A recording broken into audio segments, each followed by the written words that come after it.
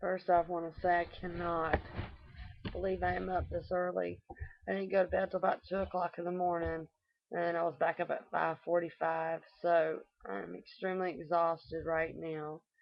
But I'm just sitting here and waiting on the snow to arrive. Apparently, we're going to get more than they first said. I know how that is in Douglasville, and it will pretty much shut the town down. And I think that a lot of people don't understand that when we get snow in the South, it's pretty rare, and it always sticks to the roads and turns into that black ice because we don't. A lot of times, because I know from I've been up north, to several different states, and up there a lot of times we get like a dry, powdery snow, whereas here it's always that thick, wet, sloshy snow that once the sun goes down, it turns to a sheet of ice. And then we have a DOT here that have just done a pretty lousy job of getting our roads cleared off. So I can only imagine what the rush hour is going to be like this afternoon.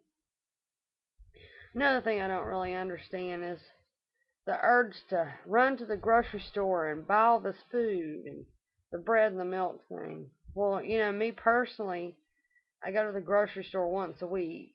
I usually go on Monday or Tuesday because it's not so crowded. Because I cannot stand to go into a crowded grocery store. Because the most annoying thing in the world to me is when you're trying to go down the aisle and you have somebody just stop in the middle of the aisle and they won't move over for you to get around them. And when you say excuse me, they look at you like you've got some kind of a disease or something and give you a look of disgust.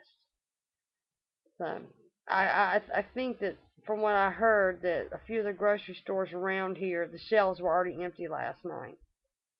If you buy groceries every week like normal people do, there's no need for urgency to be running out to a grocery store and buying up the shelves of stuff. I mean, that's just how I look at it. I've got plenty of stuff in my freezer that if my power were to go out, it's cold enough outside where I can put it in a cooler with some ice. Excuse me, it will still stay frozen. So I can grill. Because if my power goes out, I obviously can't cook. I have an electric stove and oven this time. I mean, my old house we had, it was a gas stove.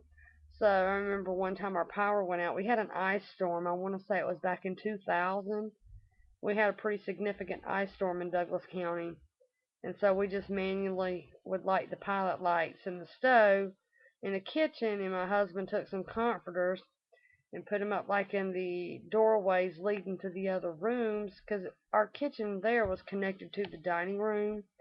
And so, I mean, the doorways going to the hallway or into the living room area, you put blankets up so we could stay warm. And we just pretty much spent the day in the kitchen. Because I think it was the next morning before Greystone got out and turned the power back on. But it's pretty interesting morning. I had to take care of some business, with YouTube, and I believe that they'll rectify the situation quickly. And I just want to say, people, you can't just upload someone's personal video and make it your own. You have to get permission from somebody to do that. That would be just like me re-recording, like say a hit song that say Reba McEntire, just throwing a name out there that she's had, like that song Fancy or His Name Is John, and I go re-record it and put it on a CD and send it out. I can't do that. I have to have express written consent from Reba and the songwriters and her record company before I can do that. You just can't go around, stealing people's stuff without their permission and then try to hide it. Because I'm going to find out. I will find out, which I did.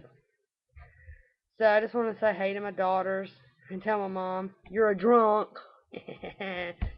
she knows what I mean by that. It's an inside joke. My mom's really not a drunk. But my youngest daughter, she should be back by now. I told her to make sure she got home before the snow starts. She's been out on the road all week. She went to Texas, and then she was supposed to go to Florida, but something happened. They're not going to have time to make it to Florida, so they just came back to Douglasville. So I think she's probably back by now because I talked to her last about midnight and they were in Mississippi. Alright, well, this is all that I'm going to post right now because I need some coffee. But you all have a wonderful day, and I'll talk to you more later. Bye.